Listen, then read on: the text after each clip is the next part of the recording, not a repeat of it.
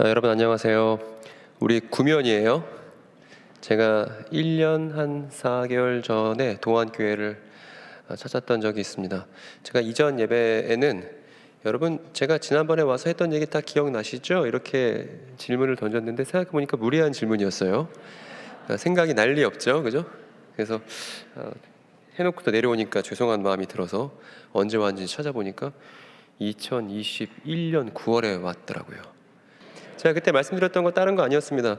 여러분, 이단으로부터 교회를 지키고 우리 자신들을 지키는 거 너무 쉬워요. 너무 성취도가 낮은 목표입니다.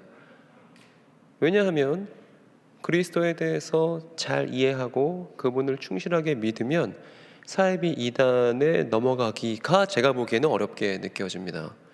그래서 저는 교회의 이단 사역에 대한 목표를 수정해야 한다고 생각하는데, 여러분 제가 그 1년 한 4개월 전에 동안교회 와서 그랬습니다. 여러분 집집마다 가가호호 자신들이 갖고 있는 이야기가 복음이라고 전하는 하나님의 교인들 보면서 무슨 생각하셨냐고 제가 이 질문을 던졌던 기억이 납니다. 여러분 사회가 지금 사이비 이단으로 몸살을 앓고 있다고 말해도 과언이 아닌 것이죠. 제가 신천지 경험하신 분들을 많이 만났습니다만 사실은 신천지만 문제가 있는 게 아니라 하나님의 교회든 JMS든 뭐 천부교든 장막성전이든 정말 많은 이단들이 있는데, 그 이단들이 이렇게 대한민국 사회에서 성행하게 된 것은 교회가 제대로 된 이야기를 공론화시키지 못했기 때문입니다.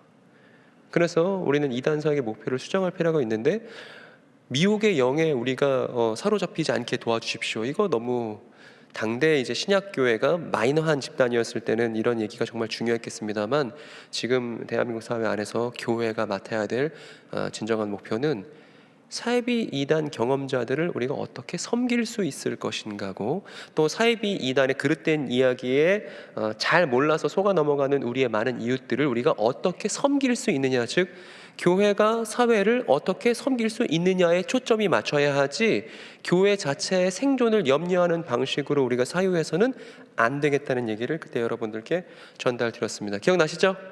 그래요. 그래서 그림 한번 띄워주십시오. 이 그림이 기억나시면 좋겠는데, 그때 제가 야곱을 예로 들었죠. 신천지에서는 이만희 씨를 야곱에 비견하면서 야곱이 거짓말쟁이고 사기치고 속였던 것과 같이 하나님의 언약을 위해서라면 신천지 포섭 활동도 속여서 할 수 있다는 그런 정당화를 이 야곱 이야기를 통해서 해왔습니다. 지난 40여 년간 말이죠.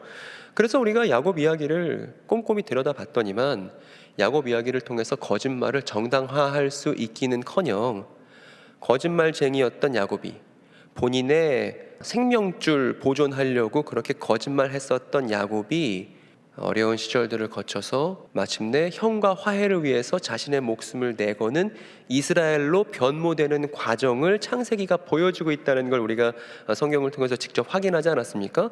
그래서 이 야곱이 이스라엘 되는 인간성 변화의 과정을 한 분 하나님께서 인도하셨기 때문에 이것을 단편적으로 보고서 야곱이 거짓말했듯이 우리도 거짓말할 수 있어, 하나님이 이걸 원하셔 라고 말할 수 없다는 걸 너무나 우리가 간단하게 확인했습니다.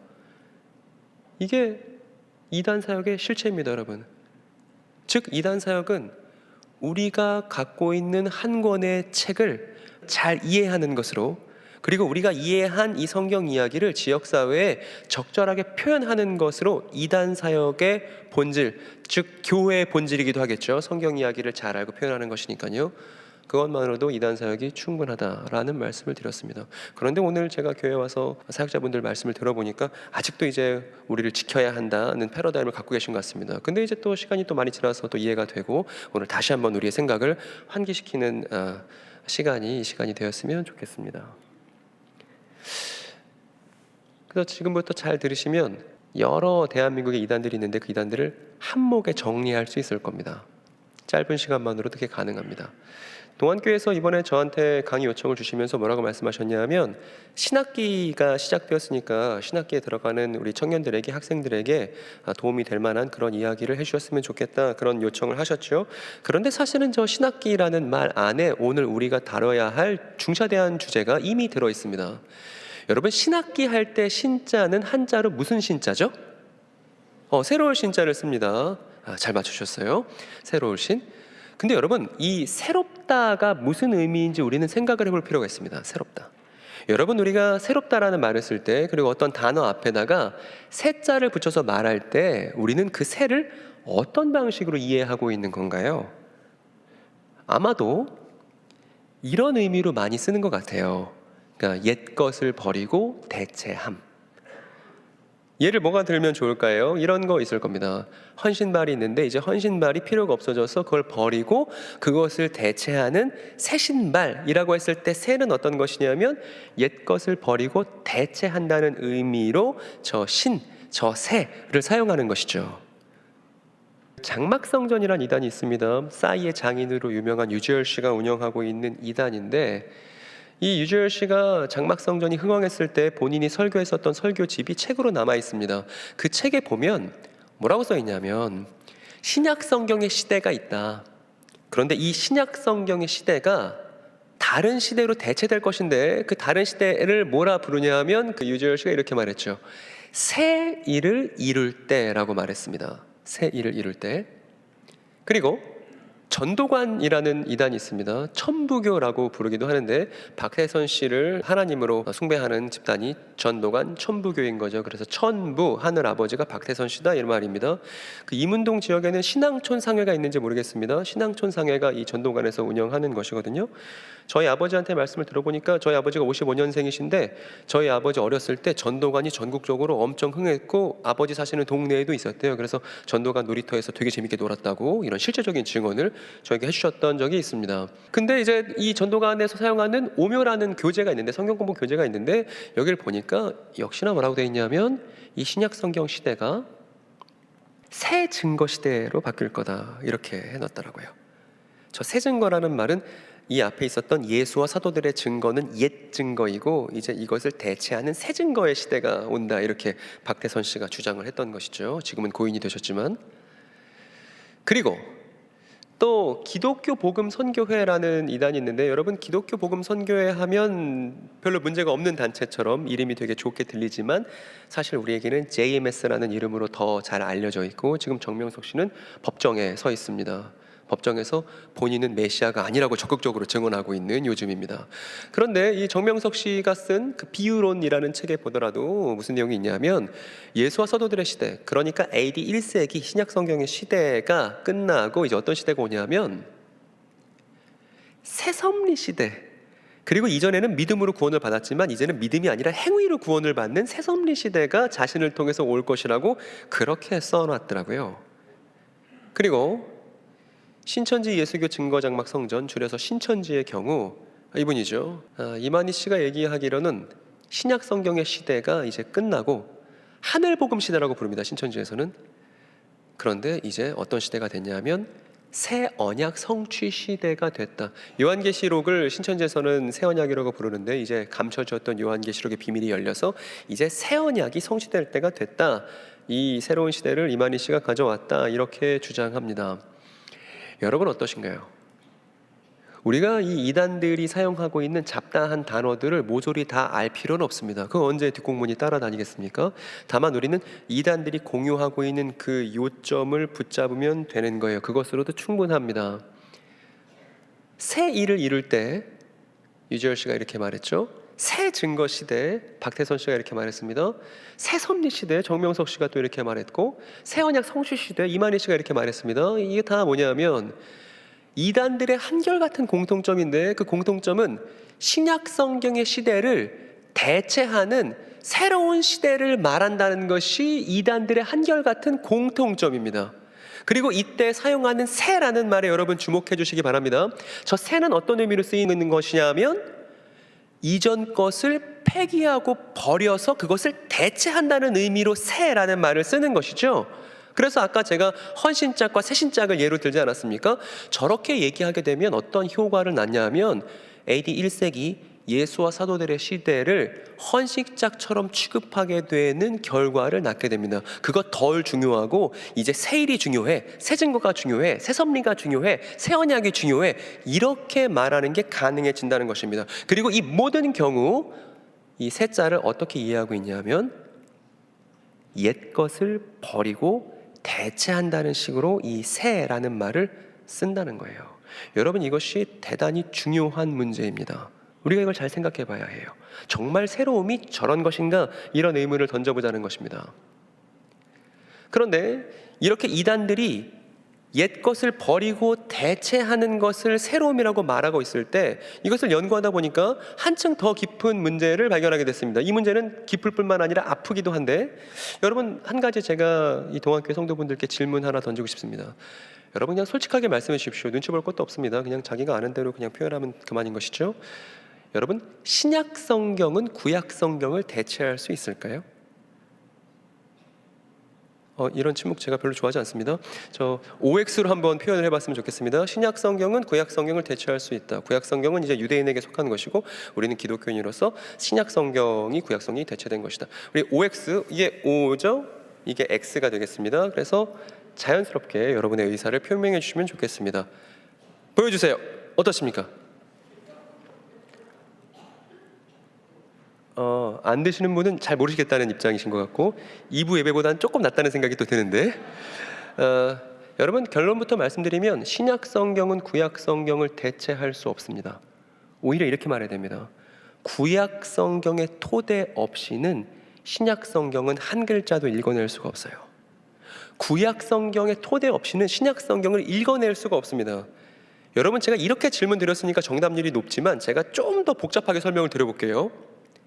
구약 성경이 이제 불필요하고 신약 성경이 이제 우리에게 주어졌고, 이스라엘은 더 이상 구원받지 못하고 이제 교회가 구원의 초소가 됐으며, 이제 유대인들은 이제 버림받았고 유대인 대신 그들을 대체하는 기독교인이 이제 하나님의 부름을 받았고, 마찬가지로 모세가 시내산에서 받았던 옛 언약은 폐기되었고 이제 우리에게는 새 언약이 주어졌다. 여러분, 이렇게 얘기하니까 어떠세요?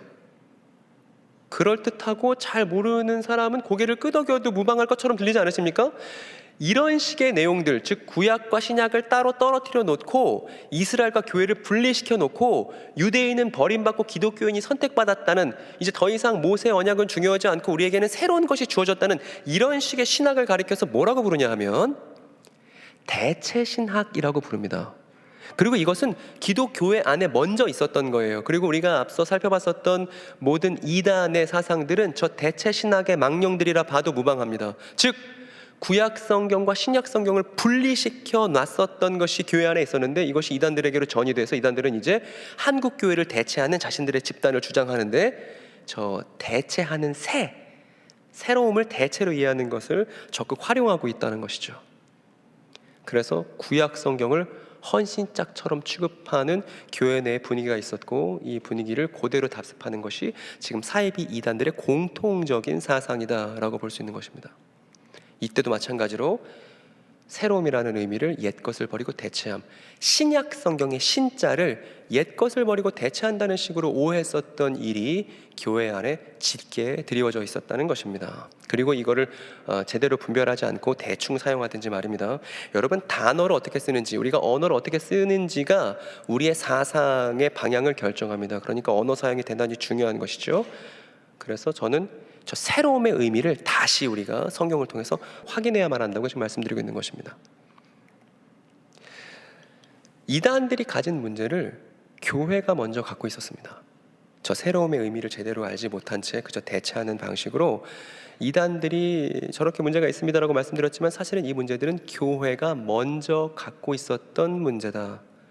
따라서 이단 문제를 해결하는 건 이단들에게 손가락질하고 정죄하는 것으로는 이 문제를 본질적으로 해결할 수가 없어요. 이단 문제를 해결하는 제대로 된 방향은 교회가 교회다움을 찾기 위해 반성하는 것입니다. 우리가 우리의 이야기를 제대로 알고 있고 우리가 진짜 우리다운지를 스스로에게 반성하는 것이죠. 만일 개인이 그렇게 한다면 그것을 회개라고 부를 것입니다. 교회 자신이 누구인지 교회 스스로 확인해야만 거기서부터 이단 문제를 제대로 해결해 나갈 수 있을 거예요. 근데 단언컨대 교회의 새로움은 저런 새로움이 아닙니다. 바울의 말만 들어봐도 알 수 있죠. 바울이 복음을 전했더니 동료 유대인들이 바울을 공격했습니다. 뭐라 공격했냐면 그래, 네 말대로라면 유대인인 우리는 버림당한 것이고 이제 이방인들을 구원하시니까 하나님은 이제 유대인들을 포기하시고 이방인들만 사랑하신다는 말이야? 라고 바울에게 공격했더니 바울이 이렇게 답변했죠. 로마서에서 하나님께서 자기 백성을 버리신 것은 아닙니까? 그럴 수 없습니다라고 얘기했습니다. 그러니까 대체 신학이 불가능하다는 거예요. 바울이 말합니다. 나도 이스라엘 사람이고 아브라함의 후손이고 베냐민 지파에 속한 사람이야. 그런데 그런 나도 하나님께 부름을 받았으니까 유대인은 버림받고 이제 기독교인이 선택됐다. 이렇게 말하면 안 되는 거야 라고 오히려 바울이 이렇게 얘기하고 있죠. 그러니까 저 바울의 말만 들어도 구약 따로 신약 따로 놓는 게 얼마나 위험한 사상인지, 이 따로따로 놓는 것이 얼마나 성경 전체의 진리를 왜곡시키는지를 우리가 알 수 있는 것이죠. 그래서 저는 이제 여러분들을 옛날 이야기로 초대하고자 합니다. 이 옛날 이야기를 가만 들여다보는 것으로 교회를 더욱더 튼튼하게 하고 교회가 사회를 섬길 수 있는 좋은 단서들을 우리가 많이 발견할 수 있을 거라 확신하며 말입니다. 이제 이야기를 도입하기 위해서 여러분들께 질문하고 싶습니다. 여러분, 영생이라는 단어를 보세요. 영생. 이 영생은 어떤 의미인가요? 제가 어제 믿지 않는 제 친구한테 전화를 걸어서 야, 너는 영생이 뭐라고 생각해? 이렇게 물어봤습니다. 그랬더니 제가 예상한 답변이 딱 나왔습니다. 뭐라고 말했냐면 그 친구가 그 친구는 구약적 토대가 전혀 없는 친구죠. 구약 성경에 대한 면밀한 이해가 없는 상태에서 그저 영생이 뭐라고 생각해? 라고 물어봤더니 그 친구가 이렇게 답변했습니다. 그거 영원히 죽지 않고 사는 거지, 이렇게 답변했습니다. 혹시 여기 이런 답변에 여러분들 고개 끄덕끄덕이신가요? 혹시 이런 이해를 갖고 계셨던 분은 여기 안 계신가요? 영생? 영원히 죽지 않고 사는 것. 근데 유감스럽게도 영생을 저렇게만 알고 있으면 누구랑 사실 다를 게 없냐 하면 이분과 좀 다를 게 없습니다. 왜냐하면 이만희 씨가 지난 40여 년간 영생을 저렇게 가르쳐 왔거든요.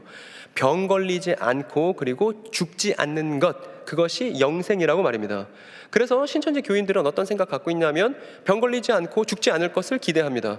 사실 근데 사람이라고 하면 병 걸리는 걸 누가 좋아하겠습니까? 사랑하는 사람이 죽음으로 내 곁을 떠나는 걸 누가 반겨하겠어요? 그러나 그럼에도 불구하고 병 걸리지 않고 죽지 않는 것을 성경이 말하는 영생이다 라고 말한다면 교회는 적극적으로 고개를 절레절레 흔들었어야겠죠. 근데 그러지 않았다는 거예요. 저 말의 문제를 제대로 분별하지 못하고 우리의 많은 교우들이 신천지로 그렇게 제발로 발길을 옮기는 일이 지금 우리의 동시대에 벌어졌다는 것입니다. 여러분, 두 번째 질문입니다. 그러면 영생을 영원히 죽지 않고 사는 것이라고 생각했을 유명한 인물 한 사람을 떠올려 보세요. 저 우리나라 사람은 아니고 중국인인데 그래요. 그 사람이요. 여기 진시 들었습니다. 진시. 잘 그렸죠? 제가 그랬습니다, 여러분. 제가 볼 때마다 마음이 뿌듯한데 진시황이에요. 진시황 뭐 했냐면 이 사람 죽고 싶지 않아서 불로초 찾으라고 막 사람 보내서 대한민국 금산 땅에서 임삼을 발견했다는 막 그런 얘기가 있지 않습니까? 맞는지 모르겠습니다. 어쨌든 여러분, 이만희 씨가 말하는 영생이나 진시황이 말하는 영생이나 사실은 그다지 다를 바가 없죠. 왜냐하면 영원히 죽지 않고 사는 것이라면 둘 다 이것을 바라고 가르쳤다는 게 딱 들어맞는 영생에 대한 같은 예를 갖고 있었다고 우리가 볼 수 있습니다. 그런데 구약 성경을 들여다보면 좀 얘기가 달라지죠. 구약 성경이 있고 신약 성경이 있습니다. 누차 말씀드리지만 구약 성경과 신약 성경은 뗄래야 뗄 수 없는 거예요. 그러니까 성경 일독하려고 연초에 마음 먹으셨을 때 제발 마태복음부터 푸는 건 안 되는 겁니다. 창세기부터 열어야 되는 겁니다. 레위기가 힘겹더라도 반드시 그 다음으로 넘어가야 되죠. 마태복음이 등장할 때까지는 꼭 참아야 되는 것입니다. 마태복음 1장 1절에 뭐라고 써있냐면 아브라함의 자손과 다윗의 자손 예수 그리스도에 대한 얘기를 한단 말입니다. 근데 아브라함 자손에 대한 언약이 뭐가 있는지, 다윗의 자손에 대한 언약이 뭐가 있는지도 모르고서 마태복음 1장 1절을 핀다는 건 나는 그냥 이거를 모르겠다는 얘기와 다를 바가 없는 것이죠. 반드시 구약적 토대 위에서 신약을 읽어야 하는데, 제가 좀 더 좋은 방법을 말씀드리면 이 구약 성경이 쓰이고 이제 신약 성경이 쓰이기까지 그 사이 기간이 있습니다. 한 400여 년 정도 기간이 있는데 이 기간을 중간기라고 부릅니다. 뭐라 부른다고요? 중간기. 근데 여러분, 이 중간기는 공백의 시간이 아니에요. 이 중간기를 꽉 채우고 있는 게 있는데 뭐냐면 다름 아닌 구약 성경도 유대인이 쓰고 읽었던 책입니다. 그리고 신약 성경을 쓴 사람 다 유대인입니다. 신약 성경 쓴 사람 중에 유대인 아닌 사람이 없고 우리 예수님도 유대인이시죠, 혈통적으로. 그래서 구약 성경도 유대인의 책이고 신약 성경도 유대인의 입장에서 쓰인 책입니다. 그렇기 때문에 저 구약과 신약 사이를 꽉 채우고 있는 건 뭐냐 하면 당대 유대인의 삶이에요. 그래서 유대인의 삶을 들여다보지 않고는 구약도 신약도 제대로 이해할 수가 없습니다. 이게 자명한 거예요. 그런데 그동안 한국교회뿐만 아니라 전 세계 교회 역사가 반유대주의에 몸살을 앓고 있었습니다. 그래서 유대인들 되게 나쁘게 말했던 것이 루터 이후 되게 짙었어요. 그 바람에 이 일선 교회들도 영향을 받기를 어떤 영향을 받았냐면 유대인에 대한 얘기를 별로 안 하게 된 겁니다. 이건 제가 최근에 쓴 기독교가 미안합니다라는 제 저서에 자세히 나오는데, 어쨌든 여러분, 유대인의 삶을 들여다봐야만 구약 성경과 신약 성경을 제대로 이해할 수 있다. 이게 아주 중요한 결론이 되겠습니다. 그리고 제가 고대 문헌 하나를 소개해 드릴 텐데요. 이 구약 성경과 신약 성경 사이에 있었던 중요한 고대 문헌이 있습니다. 개신교인들은 좀처럼 들어본 적 없는 그런 책이기도 해요. 혹시 들어보셨습니까? 마카베오서라는 책입니다. 마카비서라고 하기도 하고 마카베오서라기도 합니다. 이거 가톨릭에서는 외경으로 묶여 있습니다. 그런데 우리는 외경 따윈 관심 없으니까 전혀 이거에 대해서 신경 쓰지 않았죠. 예수님과 비슷한 시기에 살았었던 유대인의 삶을 엿볼 수 있다는 것만으로도 저 책은 한 번씩 꼭 읽어볼 필요가 있습니다. 그리고 저 심지어 인터넷에 무료로 다 볼 수 있습니다. 그래서 여러분 한번 읽어보셨으면 좋겠습니다. 마카베오서는 어떤 책이냐면 예수님 나시기 전 200여 년 전에 쓰인 유대인의 책이에요. 그래서 예수님과 동시대에 살고 있었던 유대인들이 어떤 생각을 하고 있었는지를 엿볼 수 있는 대단히 흥미로운 책입니다. 제가 좀 더 그 유대 역사의 토대 위에서 그 맥락을 설명해 드린다면, 우리가 잘 알고 있다시피 유대인들이 오랫동안 포로 생활을 겪지 않았습니까? 다양한 제국들이 유대를 괴롭게 만들었는데, 먼저는 바벨론이 있었고, 바벨론이 망하고 나서는 페르시아가 유대를 지배했고, 페르시아가 망하고 나서는 그 다음에는 마케도니아라고, 알렉산더 대왕이라고 이제 우리 교과서에서 배우잖아요. 세계사 시간 때. 마케도니아가 이제 나중에 알렉산더 대왕이 죽고 이제 나라가 세 개로 나눠져서 그 중에 시리아라는 나라가 있는데, 그 시리아라는 나라가 이제 유대를 괴롭게 만드는 그런 일들이 있었고, 그 다음 우리에게 친숙한 나라가 로마라는 제국이 세례요한 시기에, 예수님 시기에 유대를 지배하는 일이 있었죠. 저렇게 바벨론, 페르시아, 마케도니아, 로마 이렇게 강력한 제국들이 유대를 핍박하던 시절을 가리켜서 포로기라고 부릅니다. 그리고 마카베오서는 언제적 문헌이냐면 저 마케도니아 밑에 제가 위치시켜 놨죠. 저 마케도니아 시리아 통치 시절 때 쓰인 책이 마카베오서라는 유대 문헌입니다. 그런데 그 문헌을 들여다보면요, 저기 성전이 있으니까 예루살렘이에요. 지금 예루살렘에 있는 제사장들과 이제 주민들이 대단히 걱정스러운 표정을 하고 있습니다. 왜냐하면 이 시리아의 어떤 왕 때문인데요. 이 왕의 이름은 안티오쿠스 에피파네스라는 왕이 있었습니다. 여러분, 원래 한국 사람은 이제 이름이 세 글자 이상 넘어가면 주의 집중력이 흐트러지기 시작하죠. 그래서 여러분들 지금 약간 이제 피곤하실 건 아는데, 근데 그럼에도 불구하고 누군가 어떤 분이 그럴지 모르겠어요. 소장님, 지금 역사 공부를 하자는 겁니까? 네, 맞아요. 역사 공부를 하자는 거예요. 성경은 고대 문헌이기 때문에 성경을 들여다보는 건 필연적으로 역사 공부를 해야만 가능한 일이고, 교인들의 역사 공부가 없어서 이 모양 이 꼴의 사이비 이단 문제가 되었다는 얘기를 지금 제가 하고 있는 겁니다. 그러니까 성도로서 메시아 예수의 사건과 이야기를 사랑하는 사람으로서 역사 공부를 우리가 충실히 해보자는 것입니다. 그러니까 잘 버티셔야 됩니다. 안티오쿠스 에피파네스라는 왕인데, 여러분, 저 에피파네스라는 말은요, 신이 드러났을 때를 의미하는 말이 에피파네스예요.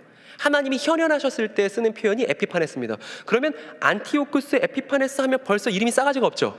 그죠? 아주 반역적이고 아주 우상숭배적인 그 왕의 특성을 지 이름 자체가 보여주고 있지 않습니까? 그러니까 아주 하나님께 맞서는 그런 왕이 안티오쿠스 에피파네스인데, 어떤 일을 자행했는지 제가 한번 정리해봤습니다. 이 사람인데, 튀르키예랑 시리아에서 지진이 일어나서 사람들 정말 많이 죽었잖아요. 제가 그날 그 뉴스를 보고 정말 기겁을 했는데, 그때 첫날 그랬습니다. 10,000명 죽니, 20,000명 죽니, 그것만 하더라도 그 끔찍한 자연재해 때문에 우리가 얼마나 마음이 아팠습니까? 근데 저 작자는 예루살렘을 공격해서 단 사흘 만에 몇 명을 죽였어요?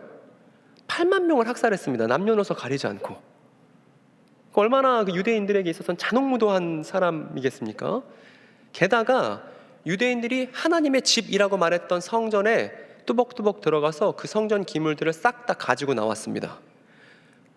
여기에 그치지 않고 그 성전을 올림푸스에 있는 제우스에게 바쳐버리죠. 그러니까 이방신에게 하나님의 성전, 유대 성전을 분양하는 일까지 저지릅니다. 그리고 그 성전에서 레위기에 쓰여 있죠. 하나님의 백성과 이방인을 구별하기 위해서 여러 음식 구별에 대한 목록을 하나님께서 주셨는데 유대인들은 먹지 말라고 했던 돼지고기로 제사를 하고 돼지고기를 사람들에게 억지로 먹이는 일까지 저질렀습니다. 그리고 몰래 이 안티오쿠스 왕 몰래 안식일을 지킨 유대인들이 있었는데 그 사람들 싹 다 적발해서 단체로 화형시켜 버렸고요. 그리고 또 아픈 얘기도 있는데 어떤 어머니가 아들을 둘 낳은 거예요. 그리고 그 두 아들을 이 안티오쿠스 몰래 할례를 시켰습니다. 내가 유대인에 속한 사람입니다라는 것을 표시하기 위해서 성기 끝을 이제 표피를 잘라서 할례를 유대인들은 행한단 말입니다. 그 몰래 할례를 행했더니 그게 적발되어서 저 안티오쿠스가 그 어머니랑 자식 둘을 높은 건물에서 밀어버려 갖고 추락사시켜 버렸습니다. 제정신이 아니죠? 그리고 안식일은 못 지키게 하지만 정작 자신의 생일이 되면 모든 유대인들을 다 초청해갖고 디오니소스 축제 대열에 강제로 참여하게끔 만들었던, 그래서 우상 숭배를 하게끔 만들었던 잔혹무도한 왕이 이름이 뭐였다고요? 벌써 봐봐요, 이게 어렵다고요. 안티오쿠스 에피파네스 혹은 안티오쿠스 4세라고 이제 얘기하기도 합니다. 여러분, 저 왕을 여러분들이 잘 아셔야 되는 건 안티오쿠스 4세를 모르고서는 다니엘서를 읽을 수가 없어요. 다니엘서는 저 왕과 아주 밀접한 관련이 있기 때문입니다. 그리고 마가복음 13장, 마태복음 24장, 누가복음 21장도 저 왕에 대한 이야기를 잘 알아야만 이해할 수 있는데 그동안 개신교회가 역사 공부에 너무나 미진하다 보니까 성경을 제대로 이해할 수도 없었던 그런 과거의 전례를 갖고 있다는 것이죠. 어쨌든 저렇게 끔찍한 왕이 있었는데 그 마카베오하에 보면 특별한 이야기를 전달해 줍니다. 어떤 엄마가 있었어요. 그리고 그 엄마에게는 아들들이 있었습니다. 아들이 몇 명 있었죠? 그렇죠. 눈에 보이시는 대로 7명의 아들들이 있었습니다. 그런데 마카베오하 7장에 보면 이렇게 시작합니다. 그때에 7 형제를 둔 어머니가 있었는데 그들은 모두 왕에게 체포되어서 채찍과 가죽끈으로 고문을 당하며 토라에 금지되어 있는, 율법에 금지되어 있는 돼지고기를 먹으라는 강요를 받았다. 이렇게 시작합니다. 그래서 이제 맏아들이니까 첫째 아들이 나섰어요. 나는 율법에 충실해야 되는 사람이기 때문에 왕의 명령을 들어줄 수가 없다라고 얘기했습니다. 그랬더니 어떤 일이 벌어졌냐면, 여러분 좀 끔찍하더라도 견디고 좀 들어주십시오. 제가 하는 말보다 요새 넷플릭스 드라마들이 더 끔찍합니다. 편하게 들으실 수 있을 겁니다. 왕이 어떻게 했냐면 이 첫째 아들의 사지를 잘랐습니다. 그리고 머리가죽을 벗겨버렸어요. 그리고 끓는 솥에다가 그 남은 몸뚱이를 집어넣어 버렸습니다. 이렇게 끔찍하게 하나님의 말씀에 충성하겠다는 첫째 아들이 비명횡사했습니다. 그리고 이 첫째 아들 이후 두 번째 아들 차례가 되었습니다. 여러분, 제가 지금 이 끔찍한 이야기를 여러분들께 전달해드리는, 이 유대문헌에 있는 끔찍한 이야기를 전달해드리는 이유는 뭐냐 하면, 예수님과 아주 가까운 시기에 살았던 유대인들이 영생에 대해서 어떻게 이해하고 있는지를 우리가 문헌학적으로 확인해 보려고요. 예수님과 아주 가까운 시기에 살았던 유대인들이 영생에 대해서 어떻게 알고 있었는지를 우리가 확실하게 확인을 해보자는 취지에서 이 이야기를 좀 들여다보고 있는 것입니다. 그 둘째 아들이 안티오코스에게 말합니다. 사탄아, 너는 우리를 죽이지만 우주의 왕께서는 율법을 위해 죽은 우리를 부활시키셔서 영생을 누리게 하실 것이다 라고 얘기했습니다. 여기 나왔네요. 영생을 누리게 하실 것이다. 그러니까 예수님이 태어나시기 전 200년 전에도 이미 유대인들은 영생에 대해서 알고 있었네요. 그런데 여러분, 저 둘째 아들이 영생에 관해서 말할 때 같이 언급하고 있는 키워드가 뭐가 있는지 여러분 식별해 보시기 바랍니다. 어떤 얘기를 같이 하고 있죠? 그래요. 말씀 잘하셨습니다. 일단은 율법을 위해 죽은 우리 하니까 율법에 대한 얘기가 나왔어요. 영생과 함께. 그리고 말씀 잘해주신 대로 부활을 언급하고 있죠. 그러니까 유대인들에게 있어서 영생은 율법과 부활을 빼놓고는 말할 수 없는 거예요. 율법과 부활을 빼놓고는 영생을 말할 수 없는 것입니다.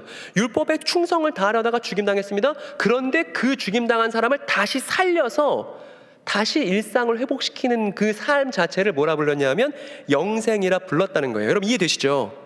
좋아요. 그런데 이렇게 말했다가 둘째 아들 어떻게 됐습니까? 첫째 아들과 똑같은 신세가 돼서 죽임당했습니다. 살해당한 거죠. 그리고 셋째 아들 차례가 되었습니다. 셋째 아들이 말합니다. 나는 하나님의 율법에 충성할 거고 한 번 하나님을 배신할 수 없다고 얘기했습니다. 그랬더니 안티오코스가 뭐라고 그랬냐면 저자의 혀를 잘라라 그랬습니다. 그랬더니 이 셋째 아들이 뭐라고 말하는지 들어보세요. 혀만 자르지 말고요, 내 손발도 자르세요. 이렇게 얘기합니다. 이 손발도 율법을 위해서 내민다. 또 나왔죠? 율법이요. 그리고 나는 이 손발이 잘리더라도 어떻게 된다는 거예요? 다시 받을 것을 안다 그랬습니다. 여러분, 이게 무슨 말인가요, 여러분? 손발이 포악한 사람에 의해서 잘리는데 어떻게 이것을 다시 받죠? 이거 뭐에 대한 얘기하는 거죠, 여러분? 이거 다른 거 아니라 몸의 부활에 대한 얘기하고 있는 것이죠. 즉, 신체가 훼손되더라도, 진실을 위해서, 정의를 위해서, 올바른 일을 위해서, 율법을 위해서 신체가 훼손되더라도 그 훼손된 신체를 다시 돌려받게 된다는 것입니다. 그게 부활이라는 거예요. 이게 예수님 태어나시기 전 200년 전 유대인이 갖고 있는 생각이었습니다. 그런데 저렇게 말했다가 셋째 아들도 똑같은 신세가 돼서 죽임당했습니다. 이제는 네 번째 아들 차례죠. 저는 네 번째 아들이 했던 말이 가장 마음에 와닿는데 여러분도 한번 잘 들어보시기 바랍니다. 네 번째 아들이 이렇게 말합니다. 사람들이 버리라 하는 것을 내가 원합니다. 그래요. 여러분, 이 말 되게 멋있지 않습니까? 사람들이 자꾸 버리라고 하는 것을 내가 원합니다. 돼지고기 그냥 먹으면 이에 죽지 않고 고문당하지 않고 편하게 살 수 있습니다. 그런데 넷째 아들은 말해요. 사람들이 버리라고 하는 거 율법에 따른 삶인데, 하나님 말씀에 따른 삶인데, 이거 자꾸 나한테 버리라고 하는데 나 그 버리라고 하는 건 내가 원해요. 그리고 내가 이것을 원하는 이유는 소망 때문인데, 내가 갖고 있는 소망 뭐냐 하면 바로 그분에 의해서 내가 다시 일어나게 되는 것이 나의 소망입니다. 이렇게 말합니다. 여러분, 우리가 부활이라고 알고 있지만 부활은 다시 부자에 살 활자를 써서 우리가 번역한 말이고요, 부활의 원문에는 뭐라고 써 있냐면 일어남이에요. 마치 그래서 아침에 엄마가 딸아이를 깨우듯 일어나라 그랬을 때 일어남이 부활의 원뜻입니다. 그래서 저 얘기 뭐냐면, 나는 부활에 대한 소망이 있기 때문에 하나님의 말씀 포기 못해요, 이 말이에요. 그리고 저 넷째 아들이 중요한 얘기를 해주는데, 당대 유대인들은 어떻게 생각했냐 하면 모든 사람들이 다 부활할 거라 생각했습니다. 선한 사람이 됐든 악한 사람이 됐든 모든 사람들이 싹 다 부활하는 것이죠. 그런데 부활에는 두 종류가 있는 거예요. 하나는 생명의 부활이 있습니다. 다시 일어나서 다시 살아나서 신체가 재구성돼서 삶을 영위할 수 있는 생명의 부활이 있는가 하면, 여러분, 히틀러 부활할까요, 안 할까요? 히틀러 부활할까요, 안 할까요? 히틀러 부활합니다. 왜 부활하냐 하면 하나님한테 뒤지게 혼나려고. 이걸 심판의 부활이라고 부릅니다. 그래서 지금 저 넷째 아들이 말하는 거예요. 나는 부활에 대한 소망이 있는데 내가 생명의 부활에 들어가게 될 것이라고. 이 소망 때문에 내가 하나님의 율법을 버리지 않겠노라고 이렇게 말하는 겁니다. 그리고 저렇게 말했더니 어떻게 됐는지 아세요? 마찬가지로 앞에 있는 형들과 똑같이 죽임당했습니다. 그런데 우리가 지금 이 비참한 얘기를 열심히 읽으려고 하는 것은 영생과 함께 나온 키워드들을 확인하기 위한 것입니다. 영생과 함께 부활이 언급되고 있고 율법이 언급되고 있습니다. 그리고 부활의 소망, 생명의 부활, 이런 것들이 영생과 함께 언급이 된다는 거예요. 그리고 다섯 번째입니다. 다섯 번째 아들이 이렇게 말합니다. 지금 당장 목숨줄이 왔다 갔다 하는 입장에서 오히려 안티오코스에게 힐난을 하고 있죠. 이 다섯 번째 아들이 뭐라고 말했냐면, 안티오코스에게 당신도 언젠가는 죽을 인간인데 왜 인간 위에 군림하면서 자기 멋대로 하고 있습니까?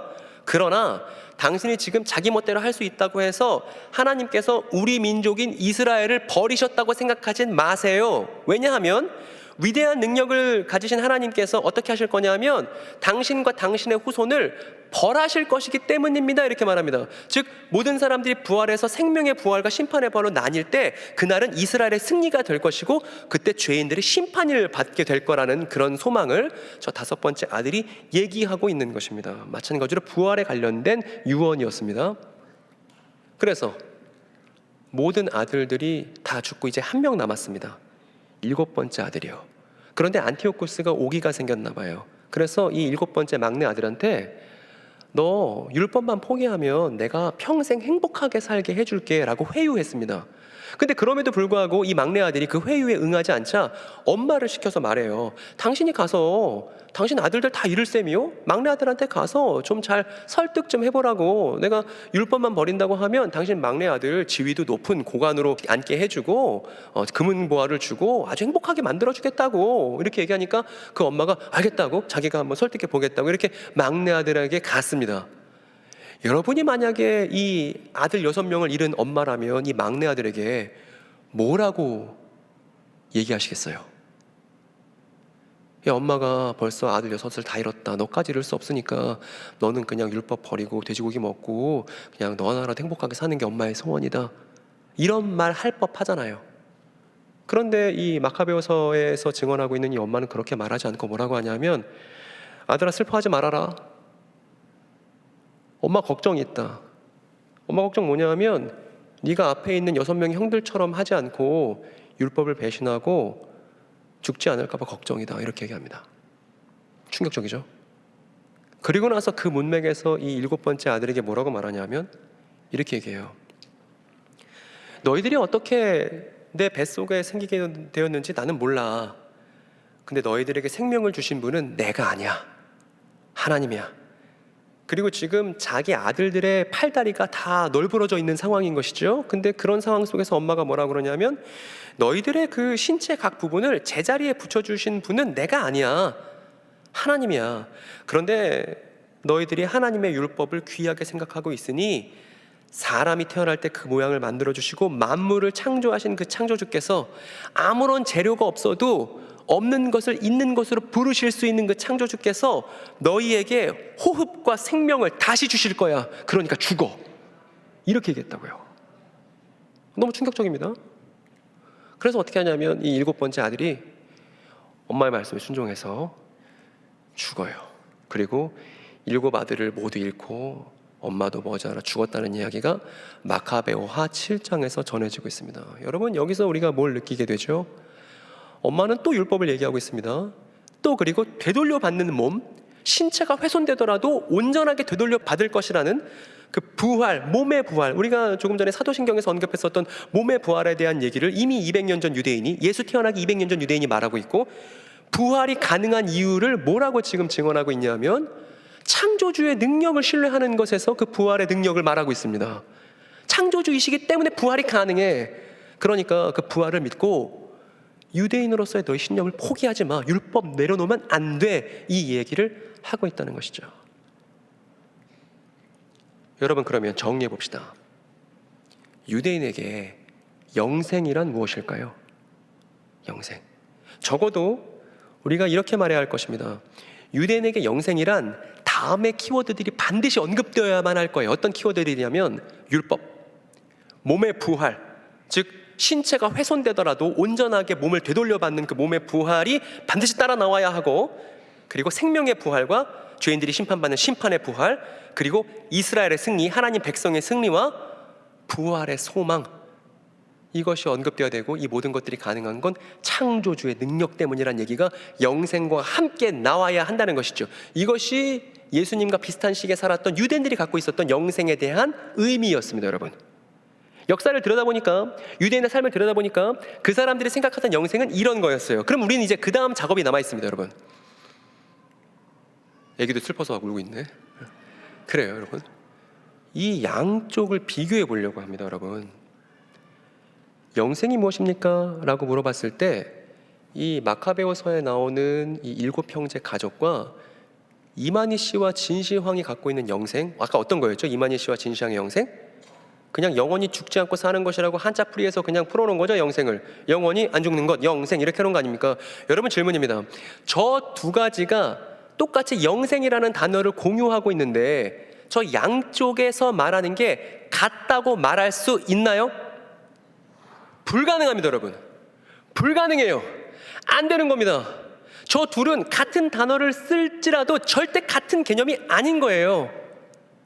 아닌 거예요. 그런데 저 정도 얘기를 우리가 안 해왔기 때문에 그저 그냥 영생을 영원히 죽지 않고 사는 것이라고 말했었던 온갖 이단 사설에 우리의 이웃들이 아픔을 겪는 걸 그냥 두 손 놓고 봐야만 했었다는 것입니다. 우리가 역사를 들여다보지 않았기 때문에, 우리가 예수를 사랑한다 말하지만 그 예수가 실제로 샌들 신고 모래폭풍을 맞으면서 다니셨던, 팔레스타인 땅을 다니셨던 그 역사 현장으로 돌아가려는 우리가 추구가 없었기 때문에, 그걸 알려고 하는 욕구가 없었기 때문에, 그저 우리에게 익숙한 대로 단어를 이해하는 것에서 그쳤기 때문에 우리는 역사적 진실을 확인하는데 게을렀고, 그 결과 어떤 일이 벌어졌냐면 진실이 사라진 채 헛소문만 팽배하게 남아있는 이 대한민국의 현장을, 여러분, 이 사이비 이단 문제는 종교 문제로 국한되는 게 아닙니다. 이게 사회 문제 아니겠습니까? 잘못된 세계관을 갖고 살아가는 우리 이웃들을 생각해 보시기 바랍니다. 이게 누구한테 책임이 있죠? 제대로 된 역사적 진실을 전하지 않았던 교회에게 책임이 있습니까? 없습니까? 있어요. 근데 자꾸 교회는 우리만 지키자고 한단 말입니다. 우리만 생존하자고 말한단 말입니다. 코로나다, 내지는 저출산 시대다, 내지는 탈종교화 시대다, 우리 교회 사람들 줄어들면 어떡하지? 이런단 말입니다. 우리의 생존을 고민할 게 아니라 우리는 생명을 추구해야 되는 거 아닙니까? 우리를 찢겨내서라도. 근데 교회들의 담론은 코로나 이전으로 돌아가는 게 목표인 것 같아요. 그런 거 아니에요. 교회는 자신을 찢어서라도 생명을 추구할 때 교회가 교회답고, 생명의 갈증을 갖고 있는 사람들이 그럼 그 교회로 왜 참여 안 하겠습니까, 여러분? 제가 볼 땐 이단 문제는 사각지대와도 같습니다. 사랑이 없는 사각지대, 진실이 없는 사각지대와 같습니다. 근데 그 사랑과 진실의 책임은 교회에게 있음에도 불구하고 교회가 그냥 두렵다고, 무섭다고, 관심 없다고, 특수사역으로 취급하고 몇몇 사람들에게 맡겨놓는 진실과 사랑의 사각지대라는 생각이 듭니다. 여러분, 이단 문제는 교회의 본질과 연결되어 있습니다. 성경 이야기, 진실한 이야기를 제대로 전달하는 교회의 본질과 이단 문제는 괴를 같이 하고 있고, 여러분, 초대교회나 중세교회나 근대교회나 모든 교회들의 책무가 당대 성경 왜곡에 대한 투쟁과 그들에게 진실한 이야기를 제공하는 건 경찰이나 내지는 법원이나 이런 데서 할 수 있는 게 아니라 교회만이 할 수 있는 숭고한 사역입니다. 여러분 잘 지금 이해하신 것처럼 유대인들이 말하는 영생과 이만희 씨나 진시황이 말하는 영생은 같다고 말할 수 없어요. 이거는 역사를 들여다볼 때만 확인할 수 있는 것입니다. 사전 찾는다고 확인되는 게 아닌 것이죠. 여러분, 그렇다고 제가 마카베오서에 있는 내용이 다 맞다고 말하는 것도 아닙니다. 일단 우리는 옳고 그름의 기준을 누구에게 둬야 되냐면 우리가 사랑하는 그 한 분께 둬야 하죠. 이분이에요. 이분이 뭐라고 말씀하셨냐면 영생에 관해서 언급하신 대목이 있습니다. 요한복음 5장의 한 대목을 갖고 왔는데 제가 읽어볼게요. 내가 진정으로 너에게 말한다. 내 말을 듣고 또 나를 보내신 분을 믿는 사람은 나왔네요. 영생을 가지고 있고 심판을 받지 않는다. 그는 죽음에서 생명으로 옮겨갔다라고 말씀하시고, 조금만 그 뒤에 이어서 보면 예수께서 뭐라고 말씀하시냐 하면, 충격적이죠 여러분. 예수께서 뭐라 말씀하시죠? 선한 일을 한 사람은 부활하여 생명을 얻고 악한 일을 한 사람들은 부활해서 심판을 받는다. 누구랑 똑같습니까? 우리가 아까 마카베오서에서 봤었던 7 형제 가족이 바라던 것과 똑같잖아요. 그러니까 만약에 그 7 형제들이 살아서 저 예수의 메시지를 들었다면 얼마나 마음이 벅차고 기쁘겠습니까? 본인들이 부활의 소망을 두고서, 그 부활이 주는 그 영생의 소망을 두고서 자신들의 목숨을 버렸는데 메시아라는 분이 오셔서 그들이 갖고 있는 그 소망을 보장해 주신 것이니까 얼마나 마음이 벅차고 행복했겠냐 이 말입니다. 여러분, 그렇다고 해서 마카베오서가 다 맞는 건 아니라고 말씀드렸잖아요. 결정적인 차이가 있습니다. 뭐냐면 마카베오서는 말합니다. 영생은 아직 이스라엘에게 오지 않았어. 이스라엘 사람들이 부활한 것도 아니고 생명의 부활, 심판의 부활이 벌어진 것도 아니고, 그것은 앞으로 고대할 만하고 소망할 만한 것이긴 하지만 아직 영생은 오지 않은 거야. 이런 뉘앙스를 갖고 있습니다. 영생에 관해서. 그런데 우리가 잘 알다시피 저 마카베오서가 쓰이고 유대의 역사가 200년 정도 지나면 베들레헴에서 한 아기가 태어나고, 그 아기가 율법의 모든 멍에들을 다 끌어안고 십자가에 매달려 죽임당하시잖아요. 아까 마카베오서에 나오는 7 형제가 잔혹하게 살해당한 것만큼이나 그분도 끔찍하게 죽임당하시지 않습니까? 자진해서. 그리고 나서 사흘 뒤 그분이 죽음을 깨고 일어나십니다. 그리고 그 일어나신 그분께서, 우리 아까 주기도문 노래 부를 때 있었잖아요. 모든 나라와 권세와 영광을 하늘 아버지께 이양받습니다. 그래서 온 우주의 왕으로 등극하시죠. 그리고 저 충격적인 일이 일어나고 나서 영생이라는 개념에 대해서도 변화가 생겼습니다. 어떤 변화가 생겼냐면, 저 우주의 왕이 되신 예수의 제자들 중에 누가 있었냐면 사도 요한이 있었습니다. 근데 사도 요한이 예수의 부활 이후 이렇게 증언했습니다.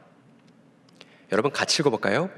그 증언은 이것이니 곧 하나님이 우리에게 영생을 주셨다는 것과 바로 이 생명은 그 아들 안에 있다는 것입니다. 여러분 잘 보세요. 하나님이 우리에게 영생을 주실 것이라는 거예요? 주셨다는 거예요? 이상하죠 여러분? 아직 우리는 죽지 않았는데, 저 사도 요한이 저 얘기를 할 때 그 얘기를 듣고 있는 사람들은 아직 죽음을 경험한 게 아닌데 요한이 뭐라고 얘기하냐면 영생을 주셨다는 거예요, 이미. 그리고 이건 요한만 그런 게 아닙니다. 마찬가지로 사도인 바울의 얘기를 들어보면 여러분 질문 하나 던져보겠습니다. 여러분, 유대인들이 영생을 말할 때 반드시 빠뜨리지 않고 얘기하는 중요한 키워드가 하나 뭐였죠? 뭐였죠 여러분? 영생 말할 때 유대인들은 반드시 이것도 같이 얘기합니다. 이거 뭐였죠? 부활이었죠. 바울이 부활에 대해서 뭐라고 말하는지 들어보세요. 여러분은 그리스도 안에서 그리스도와 함께 살아날 것입니다예요, 살아났습니다예요? 그래요, 살아났습니다라고요. 그러니까 이게 충격적인 변화입니다. 마카베오사랑 신약 성경의 다른 결정적인 차이예요. 뭐라고 말하고 있냐면 영생은 이미 주어졌어. 그리고 우리는 그리스도와 함께 살아났어. 이미 죽음을 보지 않은 살아있는 상태 골로새 교인들에게 바울이 그렇게 말하고 있다는 것입니다. 그리고 그게 무슨 의미인지 부연하는데 뭐라고 말하냐면 우리가 지금 그리스도와 함께 살아났다는 거, 우리가 영생을 살고 있다는 게 무슨 의미인 줄 알아? 우리의 모든 죄를 용서해 주셨다는 게 바로 그 의미야 라고 바울이 말해줍니다. 이건 무슨 얘기냐면 우리는 최후의 심판에서 우리의 정체가 탄로났습니다. 어떻게 탄로났냐면 죄인으로 탄로났어요. 최후의 심판에서 결코 하나님께 칭찬을 받을 수 없는 죄인으로 탄로났습니다. 그래서 죽어야만 합니다. 심판받아야만 합니다. 그런데 최후의 심판에서 완전히 아무것도 아닌 것으로 드러난 우리 자신을 위해서 그리스도께서 대신 죽어주셨기 때문에 우리는 그리스도와 함께 죽고 부활하신 그분의 능력으로 새롭게 살아나서 마치 이미 부활한 것처럼 살아가는 삶을 살 수 있는 자격과 가능성을 얻었다는 것입니다. 그걸 가리켜 뭐라 그러냐면 영생이라고 부르는 거예요. 그래서 영생은 이렇게 정의할 수가 있습니다, 여러분. 영생 뭐냐면 예수를 통해 사는 부활의 삶을 가리켜 영생하는 것입니다. 영원히 사는 것, 이따운 것으로는 영생에 대한 의미를 제대로 포착할 수 없고 영생은 예수를 통해 사는 부활의 삶입니다. 그런데 죽기 전에도 영생이고 죽어서도 영생인 거예요. 왜냐하면 죽기 전에는 미리 부활의 삶을 살아가니까 영생이죠. 예수 그리스도의 능력을 통해서 말입니다. 근데 죽고 나서는요, 다시 부활해서 그 영생의 삶을 이어나가고 유지시켜 나갈 것입니다. 저 여러분 어린이 전도사를 오래 했는데 어린이들이 저한테 질문했습니다. 전도사님, 나중에 새하늘과 새 땅 돼서 우리가 다 부활하면 우리 뭐 해요? 성가대만 해요? 그러더라고요. 정말 재미없는 미래 결말. 죄송합니다, 성가대 분들에겐 죄송합니다만 좋습니다. 성가 너무 좋은데 너무 감동받았습니다. 근데 이제 우리가 일상을 포기하고 성가만 할 수는 없는 일이잖아요. 제가 아이들한테 그랬습니다. 제가 피아노 치는 게 취미예요. 피아노 열심히 치는데 가끔 이런 생각 듭니다. 나이 40에 피아노 쳐봤자 얼마나 치겠어, 그만 쳐야지. 이런 생각이 막 듭니다. 나이도 진짜 어린데 가짜는 생각을 하게 되다가 무슨 생각을 하게 되냐면 어차피 피아노 치다가 내가 죽어도 부활하고 나서 또 피아노 쳐야 되니까 지금 열심히 연습하자, 이렇게 마음이 바뀌어요. 왜냐하면 물리적인 몸으로 우리가 부활한다는 건 물리적인 몸이 우리 몸만 있다는 게 아니라 이 물질 세계도 함께 새로워진다는 얘기거든요. 이 물질 세계 전체도 함께 새로워진다는 걸 6글자로 성경적 용어로 뭐라 그러는지 아세요? 이 창조세계 전체가, 이 우주 전체가 부활처럼 새로워진다는 걸 6글자의 성경적 용어로 뭐라 그러는지 아세요? 이사야가 처음 말했던? 그래요, 감사해요, 당신이 동안교회 자부심이에요. 새 하늘과 새 땅이라고 한단 말입니다. 그러니까 새 하늘과 새 땅에 피아노 있겠습니까? 없겠습니까? 저는 가끔 피아노 연습할 때마다 막 전율합니다. 왜냐하면 이 음과 이 음을 눌렀는데 이게 왜 이렇게 자연스럽지? 왜 이렇게 누르면 이게 조화스럽지? 이게 너무 경탄스럽습니다. 하나님께서 창조세계를 이렇게 배음을 넣어서 창조하셨다는 것 자체가. 여러분, 부활 이후의 우리의 삶은 단조로운 예배가 아닐 겁니다. 오히려 훨씬 더 영광스럽고 오밀조밀하고 즐겁고 행복한 우리의 일상일 거예요. 아멘이세요? 이게 기독교인만 갖고 있는 소망입니다. 제가 요 근래 장례식장 많이 다녔는데 장례식장 가서 할 말이 딴 게 없어요. 당신 가족이 지금 죽었지만 죽어서 천국 갈 거다, 이런 얘기 못 합니다. 그런 얘기 하는 게 아니에요. 부활할 거라고, 몸을 갖고 다시 와서 다시 끌어안을 수 있을 거라고, 함께 일상을 다시 영위할 수 있을 거라고. 그 부활에서의 삶을 미리 땡겨다 살아가는 오늘 우리의 현재가 뭐냐 하면 영생이라는 거예요. 여러분 잘 이해되셨죠? 여러분 이미 다 아는 걸 제가 복잡하게 말하고 있습니다. 원래 근데 진리의 성격이 그렇습니다. 복잡하게 설명할 수도 있고 간단하게 이해할 수도 있고. 여러분, 이게 예수를 통해 사는 지금 부활의 삶, 그리고 죽고 나서도 부활의 삶, 이것이 영생이다, 이렇게 말할 수 있습니다. 그리고 저 두 사람을 어디다 비벼요? 어디다 비빕니까? 저 두 사람이 말하는 영생은 성경적 영생이라고 말할 수가 없어요. 여러분, 이거 알고 나면 영생은 그냥 영원히 사는 거죠, 이 말에 현혹될 수 있어요, 없어요? 어떻게 합니까? 근데 무슨 이단의 미혹의 영에 방비되는 걸 그렇게 막 큰 과제처럼 생각하십니까? 아무것도 아닙니다. 그거 오히려 그렇게 생각하는 사람들을 어떻게 설득하고 어떻게 도와주고 어떻게 삶의 방향을 돌리게 만들어줄지, 이걸 고민하는 게 훨씬 어렵고 중요한 과제다 이 말이에요. 오늘 그래서 말씀 마치겠습니다. 진정 새로운 거, 여러분 우리가 앞에서 새로운 거, 옛 것을 버리고 대체한다는 거, 저거 우리한테 익숙한 의미긴 하지만 저 의미로는 성경을 제대로 읽어낼 수 없다고 제가 말씀드렸죠. 제가 그래서 성경을 읽을 때 새로움이라는 단어를 어떻게 이해하는지를 제시하겠습니다.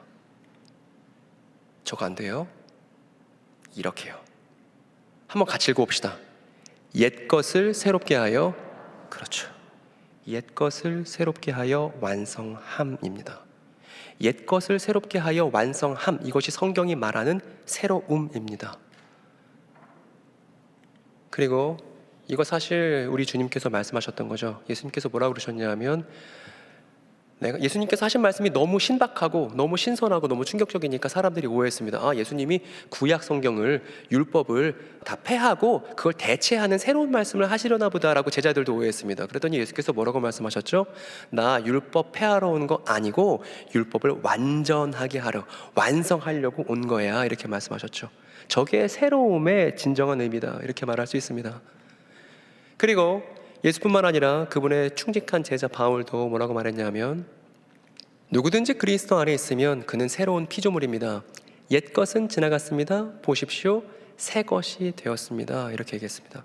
여러분, 우리 자신을 그리스도 안에서의 새 사람이라고 말한다면, 이 새 사람이라고 말할 때 의미는 죄인을 폐기 처분하고 그 사람을 대체할 수 있는 다른 사람을 가져왔다고 해서 새 사람이라고 말할 수는 없을 것입니다. 여러분, 그러면 복음은 복음이 아니게 돼요. 여러분, 이전 정권에 있었던 사람들을 다 폐위시키고 다 그 사람들을 밀어낸 다음에 새로운 정권의 사람들이 왕권을 독차지한다고, 권력을 독차지한다고 생각해 봅시다. 이걸 뭐라 그러죠? 쿠데타라고 그러죠. 근데 성경의 새로움은 쿠데타적 새로움이 아니에요.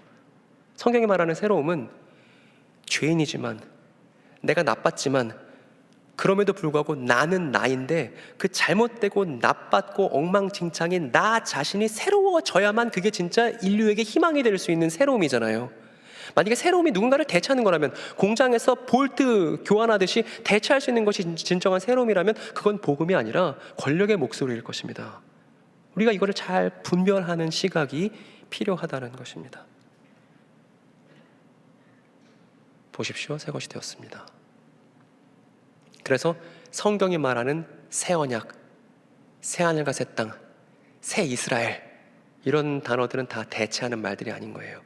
이스라엘을 새롭게 하면 새 이스라엘이고, 이 창조 세계 전체를 새롭게 해야 새 하늘과 새 땅이고, 죄인이었던 우리를 폐기 처분하는 게 아니라 죄인이었던 우리를 새롭게 해야 그걸 새 사람이라고 말할 수 있다는 것입니다.